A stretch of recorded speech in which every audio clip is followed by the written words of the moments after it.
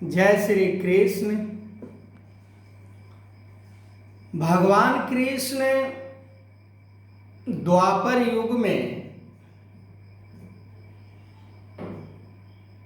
अविनाशी से साकार रूप धारण करके इस धरा पर जब आए थे तो संसार के प्रत्येक प्राणी को वो समझाने का प्रयास किए, पर उनके अगल बगल दाएं बाएं इर्द गिर्द रहने वाले व्यक्ति भी नहीं समझ पाए। भगवान कृष्ण ने अर्जुन को ब्रह्म ज्ञान प्रदान किए, वहीं पर बहुत लोग मौजूद थे, पर सभी को ब्रह्म ज्ञान प्राप्त होने के बावजूद भी वो ब्रह्म ज्ञान समझ नहीं पाए। जैसे संजय ब्रह्म ज्ञान का उल्लेख करते हैं, पर ब्रह्म ज्ञान समझ में नहीं आ रहा है, पर अर्जुन को ब्रह्म ज्ञान समझ में आ रहा है। ब्रह्म ज्ञान से परमात्मा को प्राप्त किया जाता है, पर केवल ब्रह्म ज्ञान को प्राप्त करने से परमात्मा को प्राप्त नहीं किया जा सकता है। जैसे हम किसी रोग को इलाज करने के लिए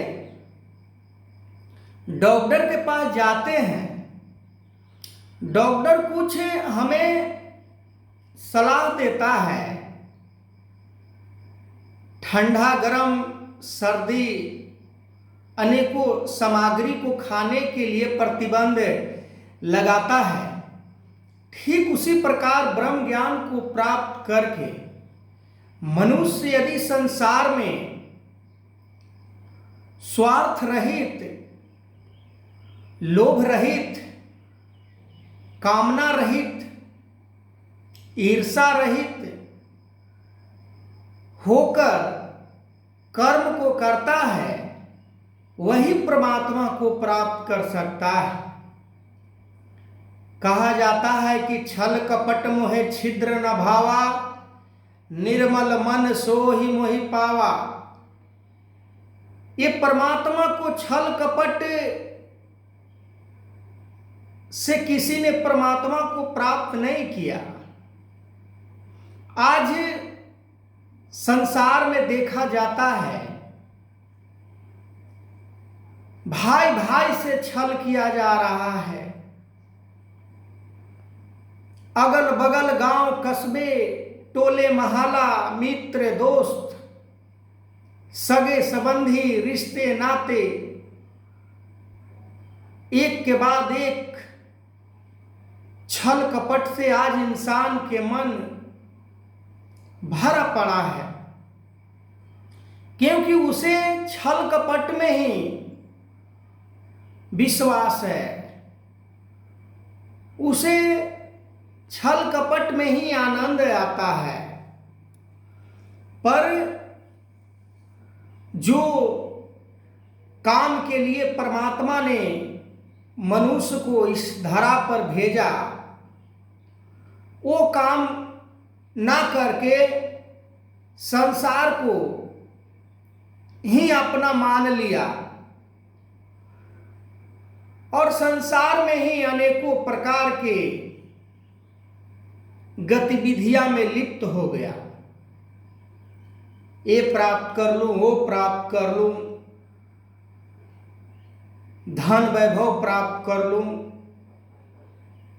दिखावा करने का उसके पास कोई ऐसे युक्ति को नहीं छोड़ता। पर एक परमात्मा जो निराकार रूप में भगवान कृष्ण ने अर्जुन को कुरुक्षेत्र के मैदान में विराट स्वरूप को दर्शन कराया, फिर भी अर्जुन के मन के अंदर मोह आ जाता है और आज प्राणी समझता है कि मैं संसार के हर चीज, हर कार्य को करता रहूं, गलत सही को करता जाऊं और परमात्मा को ही प्राप्त कर लूं। तो परमात्मा ऐसे यदि प्राप्त हो जाते तो संसार के हर प्राणी परमात्मा को प्राप्त कर लेते।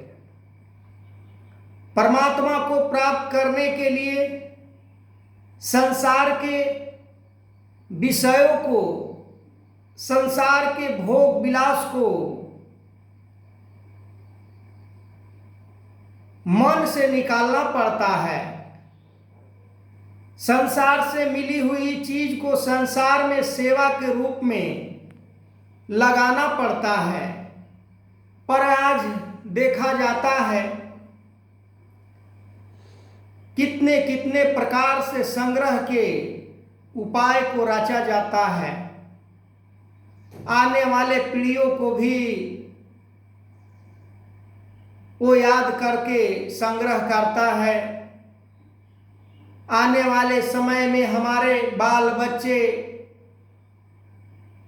और अनेकों परिवार इस पदार्थों का इस्तेमाल करके ताकि उसके जीवन में कोई किसी प्रकार की कमी महसूस ना हो। पर उसके जीवन में बहुत बड़ा एक कमी होता है परमात्मा की प्राप्ति, जो लोभ लालच स्वार्थ में अपने प्राप्ति को भी वो भूल जाता है और संसार की प्राप्ति में लग जाता है। आगे मैं वीडियो को कंटिन्यू करूंगा, तब तक के लिए जय श्री कृष्ण।